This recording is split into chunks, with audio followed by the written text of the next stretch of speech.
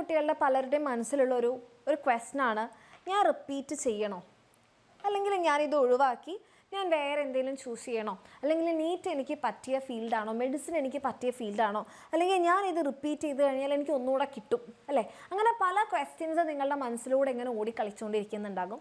അപ്പോൾ നിങ്ങളോട് മിസ്സിന് ഇങ്ങനെ ഒരു കൺഫ്യൂഷനിലാണ് നിങ്ങൾ നിൽക്കുന്നതെന്നുണ്ടെങ്കിൽ നിങ്ങളോട് മിസ്സിന് പറയാനുള്ളത്, ഒന്ന് നിങ്ങൾക്ക് തോന്നുകയാണ് നിങ്ങളുടെ ഫീൽഡ് മെഡിസിൻ തന്നെയാണ് അല്ലേ? നമുക്ക് ചില സമയത്ത് നമ്മളുടെ മനസ്സ് നമ്മളോട് പറയില്ലേ, ഇതല്ലാതെ നിനക്ക് വേറെ ഇല്ല, ഇത് തന്നെയാണ് നിനക്ക് വേണ്ടത്, ഇതാണ് നിൻ്റെത് എന്ന് നമ്മളുടെ മനസ്സ് ഉറപ്പിച്ച് പറയുകയാണെങ്കിൽ ഗോ ഫോർ ഇറ്റ്. നിങ്ങൾ റിപ്പീറ്റ് ചെയ്യുക.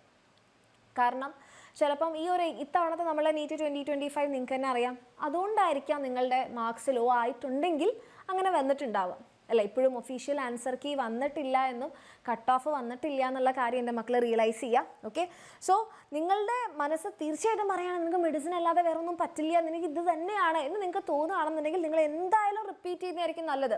ചിലപ്പോൾ ഈ എക്സാം ആയിരിക്കാം നിങ്ങൾ ഈ ഒരു അവസ്ഥയിലേക്ക് അല്ലെങ്കിൽ ഇങ്ങനെ ചിന്തിക്കേണ്ട അവസ്ഥയിലേക്ക് എത്തിച്ചിട്ടുണ്ടാവുക അല്ലേ? പല കാരണങ്ങളായിരിക്കാം. അപ്പോൾ ഒരു തവണ കൂടി റിപ്പീറ്റ് ചെയ്ത് കഴിഞ്ഞാൽ എന്തായാലും തീർച്ചയായിട്ടും നിങ്ങളുടെ സ്കോറ് മെച്ചപ്പെടും എന്ന് നിങ്ങൾക്ക് തോന്നുന്നുണ്ടെങ്കിൽ, അല്ലെങ്കിൽ മെച്ചപ്പെടുമെന്ന് തോന്നുന്നില്ലെങ്കിൽ കൂടെ എനിക്ക് വേറൊരു ജോലിനെ കുറിച്ച് ചിന്തിക്കാൻ പറ്റില്ല എന്ന് നിങ്ങൾക്ക് തോന്നുകയാണെങ്കിൽ ഗോ ഫോർ ഇറ്റ് എന്നാണ് മിസ്സിന് പറയാനുള്ളത്. കാരണം നിങ്ങൾ എല്ലാവരും ചിലപ്പോൾ കണ്ടിട്ടുണ്ടാവും ഉയരെ എന്ന് പറയുന്ന മൂവിയിൽ, അതിൽ ആ ഒരു ആക്ട്രസിന്, ആ ക്യാരക്ടറിന്, പല്ലവി എന്ന് പറയുന്ന ക്യാരക്ടറിന് വേറെ ഒന്നും ചെയ്തിട്ടും സാറ്റിസ്ഫൈ ചെയ്യാൻ പറ്റുന്നില്ല, മനസ്സിനെ സാറ്റിസ്ഫൈ ചെയ്യാൻ പറ്റുന്നില്ല, ഫ്ലൈറ്റിലല്ലാതെ വേറൊരു ജോലി ചെയ്യാൻ പറ്റില്ല, അങ്ങനത്തെ ഒരു മാനസികാവസ്ഥ ഉണ്ടല്ലോ നമുക്ക്. എനിക്കിതല്ലാണ്ട് എന്നെ കൊണ്ട് വേറെ ഒന്നും പറയാൻ പറ്റില്ല, എനിക്കിത് തന്നെയാണ് വേണ്ടത്, അത്രയും നിങ്ങൾ പാഷനേറ്റ് ആണെന്നുണ്ടെങ്കിൽ നിങ്ങൾ വേറെ ഇത് വിട്ടിട്ട് ഇനി ഒരു വർഷം വെറുതെ റിപ്പീറ്റ് ചെയ്യണോ, ഞാൻ വേറെ നോക്കിയാലോ എന്ന് പറഞ്ഞാൽ അത് വേസ്റ്റ് ആയിരിക്കും. അത് നല്ലൊരു തീരുമാനമായിരിക്കില്ല. നമുക്ക് ഒരിക്കലും ലൈഫിൽ നമുക്ക് സന്തോഷിക്കാനോ വേറൊരാളെ സന്തോഷിപ്പിക്കാനോ നമുക്ക് പറ്റില്ല.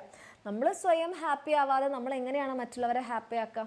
ഓക്കെ, സോ അങ്ങനെ നിങ്ങൾക്ക് തോന്നുകയാണെങ്കിൽ എൻ്റെ കുട്ടികൾ എന്തായാലും റിപ്പീറ്റ് ചെയ്യുക.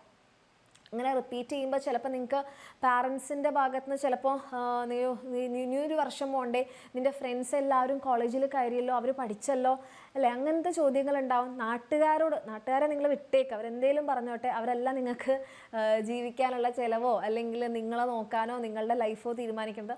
അപ്പോൾ പാരൻസിന് അങ്ങനെ ഒരു കൺസേൺ ഉണ്ടെങ്കിൽ അവരോട് ഓപ്പണായിട്ട് സംസാരിക്കാം. ഓക്കെ, അവരോട് സംസാരിക്കുക, അച്ഛ അമ്മ എനിക്കല്ലേ, ഉമ്മ ഉപ്പ എനിക്കിതാണ് വേണ്ടത്, എനിക്ക് ഒരു വർഷവും കൂടെ ഞാൻ ഒന്ന് റിപ്പീറ്റ് ചെയ്താൽ ചിലപ്പോൾ ശരിയാവും. ഓക്കെ, അങ്ങനെ നിങ്ങൾ അവരോടൊന്ന് ഓപ്പണായിട്ട് സംസാരിച്ചാൽ അവർ സമ്മതിക്കേണ്ടതാണ്. ഓക്കെ, കാരണം എന്താണെന്ന് വെച്ച് കഴിഞ്ഞാൽ നമ്മുടെ പാരൻസ് അല്ലേ, നമ്മൾ മനസ്സിലാക്കാതിരിക്കില്ല. ഇനി ചിലപ്പോൾ പൈസയുടെ ഇഷ്യൂസൊക്കെ ഉണ്ടാകുമ്പോൾ, ഫിനാൻഷ്യൽ ബുദ്ധിമുട്ടൊക്കെ ഉണ്ടാകുമ്പോൾ അവരും ഹെൽപ്ലെസ് ആകും. അങ്ങനെയുള്ളതെല്ലാം മിസ് പറയണത്. അപ്പോൾ അങ്ങനെ ഒത്തിരി ഫിനാൻഷ്യൽ ബുദ്ധിമുട്ട് നിങ്ങൾക്ക് ഉണ്ടെന്നുണ്ടെങ്കിൽ നിങ്ങൾ അറ്റ്ലീസ്റ്റ് നിങ്ങൾ എന്ത് ചെയ്യുക, ഓൺലൈനായിട്ടുള്ള ഏതെങ്കിലും റിപ്പീറ്റേഴ്സ് ബാച്ചിലൊക്കെ നിങ്ങൾക്ക് നോക്കാം. ഓഫ്ലൈൻ നിങ്ങൾക്ക് അഫോർഡ് ചെയ്യാൻ പറ്റുന്നില്ല എന്നുണ്ടെങ്കിൽ ഓൺലൈനായിട്ടുള്ള നോക്കാം.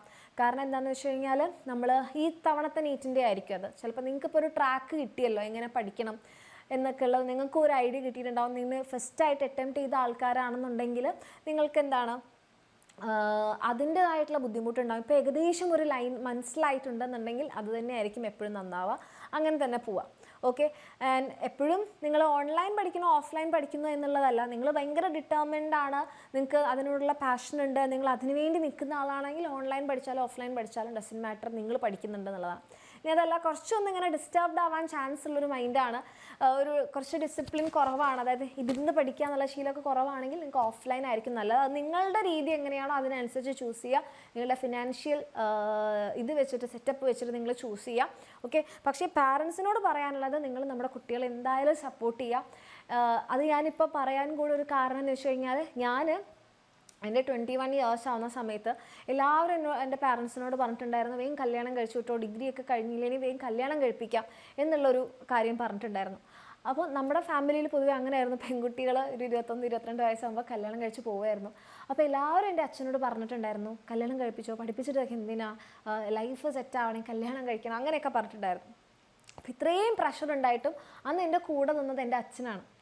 അച്ഛൻ എന്ത് പറഞ്ഞത്, അവൾ ആദ്യം പഠിക്കട്ടെ, അവൾക്കൊരു ജോലി കിട്ടട്ടെ എന്നാണ് അച്ഛൻ പറഞ്ഞത്. എൻ്റെ അമ്മയ്ക്ക് അതിനോട് ആഗ്രഹം ഉണ്ടായിരുന്നെങ്കിൽ കൂടെ അമ്മമാർക്ക് എപ്പോഴും ഒരു ആദ്യമാണല്ലോ മക്കളുടെ ലൈഫ് സെറ്റായി കാണണമെന്ന്. സോറി. അപ്പോൾ അമ്മയ്ക്ക് എപ്പോഴും അതിനെ പരസ്യമായിട്ട് സപ്പോർട്ട് ചെയ്യാൻ പേടിയായിരുന്നു. പക്ഷേ എൻ്റെ അച്ഛൻ എൻ്റെ കൂടെ നിന്നതുകൊണ്ട് ഞാനിന്നിവിടെ നിൽക്കുന്നു. അതിനൊരു കാരണം എൻ്റെ അച്ഛനാണ്, എന്നെ പഠിപ്പിക്കാൻ വിട്ടതുകൊണ്ടാണ്. അപ്പം അതുപോലെ എനിക്കത് എന്നെ വേണമെന്ന് പറഞ്ഞപ്പോൾ അത് അവരെ സപ്പോർട്ട് ചെയ്യാനുണ്ടായതുകൊണ്ടാണ്. അതുപോലെ നമ്മുടെ കുട്ടികൾ ഒരു വർഷം റിപ്പീറ്റ് ചെയ്യട്ടെ എന്ന് ചോദിക്കുന്നുണ്ടെങ്കിൽ അവർക്ക് അത്രയും ആഗ്രഹം ഉള്ളതുകൊണ്ടാണ്. അവരെ നമ്മളിപ്പോൾ സപ്പോർട്ട് ചെയ്ത് കഴിഞ്ഞാൽ അവർ നാളെ അല്ലേ, നാളെ അവരാഗ്രഹം പോലെ പഠിച്ച് അവരെത്തേണ്ടടുത്ത് എത്തിക്കഴിഞ്ഞ് കഴിഞ്ഞാൽ നമ്മൾ അവരുടെ പാരൻസ് ആയതിൽ, അല്ലെങ്കിൽ നിങ്ങൾ അവരുടെ പാരൻസിലായതിൽ അവർ ഭയങ്കര അഭിമാനിക്കും, നിങ്ങളും അവരെക്കുറിച്ച് ഓർത്ത് അഭിമാനിക്കും. അപ്പോൾ അങ്ങനെ ഒരു സിറ്റുവേഷൻ വരണമെന്നുണ്ടെങ്കിൽ നമ്മൾ അവരെ സപ്പോർട്ട് ചെയ്യണം. കാരണം കുറ്റം പറയാൻ നിറയെ ആൾക്കാരുണ്ടാവും, കൂടെ നിൽക്കാൻ കുറച്ച് ആൾക്കാരേ ഉണ്ടാവുള്ളൂ. പ്രത്യേകിച്ച് നമ്മുടെ കുട്ടികളുടെ കാര്യത്തിൽ നിങ്ങൾ ആസ് പാരൻസ് ആണ് അവരുടെ കൂടെ ഉണ്ടാവേണ്ടത്. അത് ചെയ്യാം. പക്ഷെ അങ്ങനെ ചെയ്യുന്ന സമയത്ത് നിങ്ങൾ എന്ത് ചെയ്യരുത്, ഇപ്പോൾ പോയിട്ടുള്ള അതേ സ്ട്രാറ്റജിയോ കാര്യങ്ങളോ അല്ല ചെയ്യേണ്ടത്. ഇപ്പോൾ കുറേ മാറ്റങ്ങൾ നിങ്ങൾക്ക് തന്നെ കാണാനുണ്ട് അല്ലേ. NCERTയുടെ രീതി, ചോദിച്ച രീതി, ഇപ്പോൾ ബയോളജിയിലൊക്കെ ആണെങ്കിൽ ആ ഇൻട്രൊഡക്ഷൻ പോർഷൻ, യൂണിറ്റ് പോർഷൻ, അപ്പോൾ നിങ്ങളൊന്ന് അനലൈസ് ചെയ്യുക നിങ്ങൾക്ക് എവിടെയാണ് തെറ്റ് പറ്റിയത്. ഓക്കെ, അപ്പോൾ നമ്മളൊരു പഠിച്ചതുപോലെ അങ്ങനെ പഠിച്ചു പോകാമെന്നല്ലാതെ ഒരു ബെറ്റർ പ്ലാൻ നിങ്ങൾ തന്നെ ഉണ്ടാക്കാം. നിങ്ങൾക്ക് എവിടെയാണ് പിഴവ് പറ്റിയത്? നിങ്ങൾ NCERT പഠിക്കാത്തത് കൊണ്ടാണോ പ്രശ്നം പറ്റിയത്? അതല്ല നിങ്ങൾ മോക്ക് ടെസ്റ്റുകൾ എടുക്കാത്തതാണോ? ഇനി അതുമല്ല നിങ്ങൾക്ക് ടൈം മാനേജ്മെൻ്റ് ആണോ പോയത്?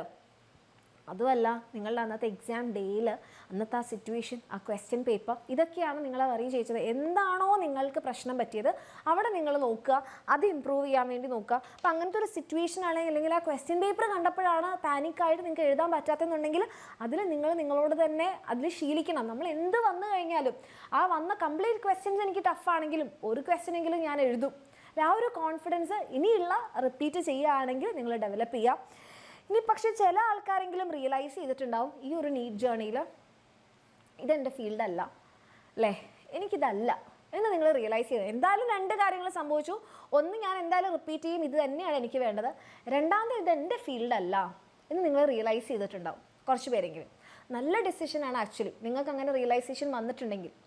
ഓക്കെ, കാരണം എത്രയും നേരത്തെ നമ്മളുടെ വഴിക്കിലേക്ക് എത്തുക എന്നുള്ളതാണ് ഏറ്റവും വലിയ കാര്യം. നിങ്ങൾക്ക് അങ്ങനെ തോന്നുന്നുണ്ടെങ്കിൽ തീർച്ചയായിട്ടും നിങ്ങളുടെ ഫീൽഡല്ല. അല്ലെങ്കിൽ നിങ്ങൾക്ക് അത്രയും ലോ മാർക്സ് ആണെങ്കിൽ, ഒരു 50-ൽ താഴെയാണ്, ഒരു 100-ലൊക്കെ താഴെയാണെന്നുണ്ടെങ്കിൽ നിങ്ങൾ തന്നെ ഒന്ന് ചിന്തിക്കുക. ഓക്കെ, അപ്പോൾ നമുക്ക് മനസ്സിലാവും ഇതാണോ. അതായത് നിങ്ങൾ എപ്പോഴും ചിലപ്പോൾ പലരും കരുതുന്നത് നീറ്റിന് പഠിച്ചു എന്നാൽ നീറ്റ് തന്നെയാണ് ചെയ്യേണ്ടത്. അങ്ങനെയല്ല, ഇതൊരു വഴിത്തിരിവാണ്. നിങ്ങൾക്ക് ഒന്നെങ്കിൽ ഇങ്ങോട്ട് അല്ലെങ്കിൽ ഇങ്ങോട്ട് എടുക്കാം.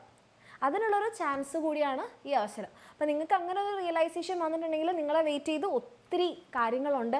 കാരണം നിങ്ങൾ മനസ്സിലാക്കേണ്ടത് ഈ നീറ്റ് സ്കോർ അല്ല നിങ്ങളെ ഡിഫൈൻ ചെയ്യുക, നിങ്ങളുടെ ഇൻ്റലിജൻസ് ഡിഫൈൻ ചെയ്യുക, നിങ്ങളുടെ ഡ്രീംസ് ഡിഫൈൻ ചെയ്യുക, നിങ്ങളുടെ വർത്ത് ഡിഫൈൻ ചെയ്യുക. ഇതൊന്നും ഈ ഒരു നീറ്റ് സ്കോർ അല്ല. അതിന് മുകളിൽ ഒത്തിരി കാര്യങ്ങളുണ്ട്. ഓക്കെ, അപ്പോൾ ഏതെങ്കിലും ഒരു ഡിസിഷനിൽ നിങ്ങൾ എത്തിയിട്ടുണ്ടായിരിക്കണം. അതിൽ നമ്മൾ റിഗ്രറ്റ് ചെയ്യേണ്ട ആവശ്യമില്ല. കാരണം പല നല്ല ഡിസിഷൻസും ഇത്തരം റിയലൈസേഷൻസിലൂടെയാണ് ഉണ്ടാവുക. അപ്പം ഒന്നുകിൽ ഇങ്ങോട്ട് അല്ലെങ്കിൽ ഇങ്ങോട്ടേക്ക് നിങ്ങൾ സ്റ്റാൻഡ് എടുക്കുക. അതിൽ നിങ്ങൾക്ക് എന്താണ് വേണ്ടതെന്നുള്ളത് ചൂസ് ചെയ്യുക. ധൈര്യമായിട്ട് മുന്നോട്ട് പോവുക. All the very best.